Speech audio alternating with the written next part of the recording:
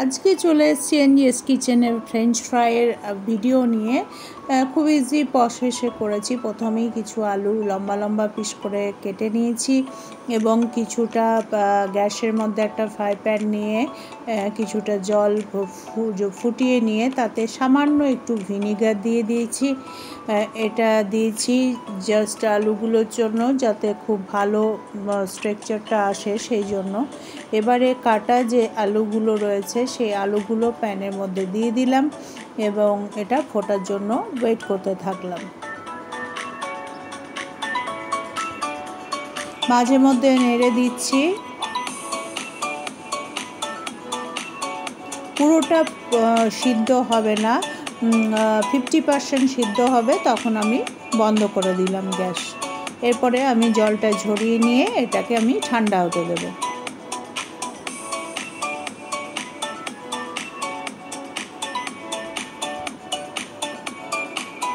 একটা থালার মধ্যে জল ছড়িয়ে রেখে আমি এটাকে ঠান্ডা হওয়ার জন্য ওয়েট করতে থাকলাম।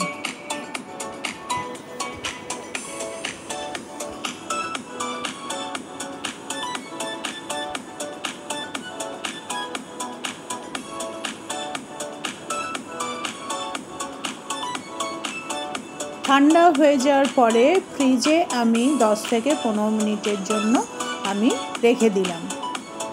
তারপরে একটা গ্যাসের মধ্যে ফ্রাই প্যান বসিয়ে দিয়ে সামান্য তেল নিয়েছি এবং এটা আপনারা একটু বেশি তেলও নিতে পারেন, তবে না নেওয়াই ভালো। অল্প তেলের মধ্যে কম ফ্লেমটা দিয়ে, লো ফ্লেমে দিয়ে আপনি এগুলো আস্তে করে ফ্রাই করতে থাকবেন।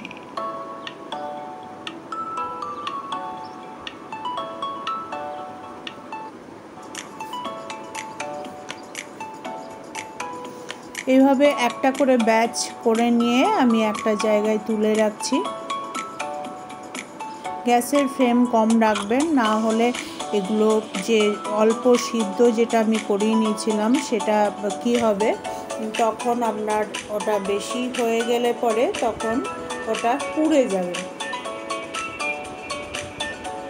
ভেতরটা কাঁচা থাকবে কিন্তু ওপরটা লাল হয়ে পুড়ে যাবে, সেই জন্য অল্প ফ্লেমে প্রথমে করে নিয়ে তারপরে একটু হালকা বাড়িয়ে নিতে পারবেন, সেটা নিজেরা অ্যাডজাস্ট করে নেবেন।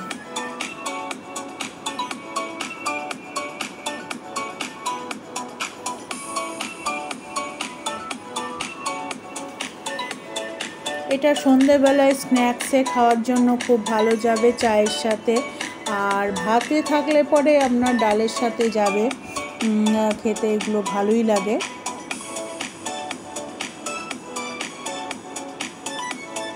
এটা অ্যাকচুয়ালি আমার ছেলে করেছিল, এটা আমি বানাইনি, সে তার পছন্দ মতোভাবে করেছে।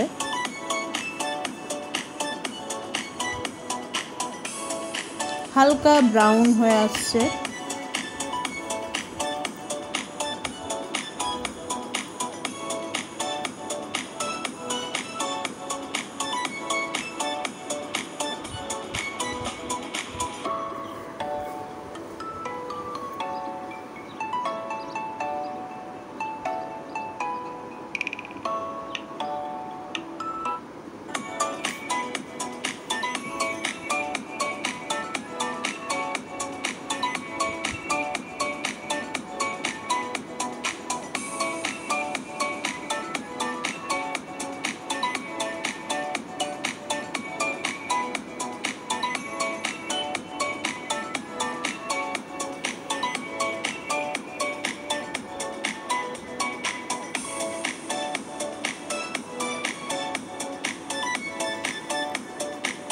এবারে 8টি টিস্যু পেপারের মধ্যে সেগুলো আবার ঠান্ডা হয়ে যাওয়ার পরে আবার সেগুলোকে আর একবার আমি ফ্রাই করে নিচ্ছি।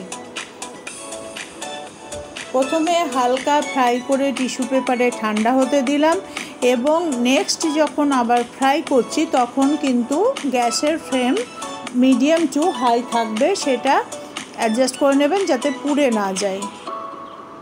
দেখুন এবারে ঠিকঠাক মানে একদম ব্রাউন হয়ে গেছে পুরো ব্যাপারটা। এইভাবে একটা একটা ব্যাচ আমি ভেজে নিয়ে একটা জায়গার মধ্যে রেখে বিভিন্ন পছন্দের মতো আপনি মশলা দিতে পারেন। এখানে চাট মশলা, তারপরে আপনি প্লেন লবণ ইউজ করতে পারেন, তার সাথে বিট লবণ ইউজ করতে পারেন। এগুলো পছন্দ মতো ব্যবহার করবেন, এতে কোনো অসুবিধা নেই। তারপর সস দিয়ে পরিবেশন করতে থাকবেন। যে কোনো পাতা থাকলে সেই পাতার ডাস্ট ইউজ করতে পারেন। পার্সলে পাতার গন্ধ এটা খুব ভালো লাগে। চিলি ফ্লেক্স ইউজ করতে পারেন।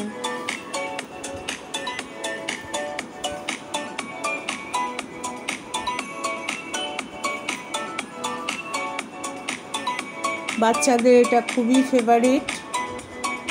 তো কেমন লাগলো একটু জানাবেন কমেন্ট করে। আশা করি ভালো লাগবে। সহজ, এটা খুবই সহজ। সবাই ভালো থাকবেন, সুস্থ থাকবেন। আবার চলে আসবো অন্য কোনো রেসিপি নিয়ে।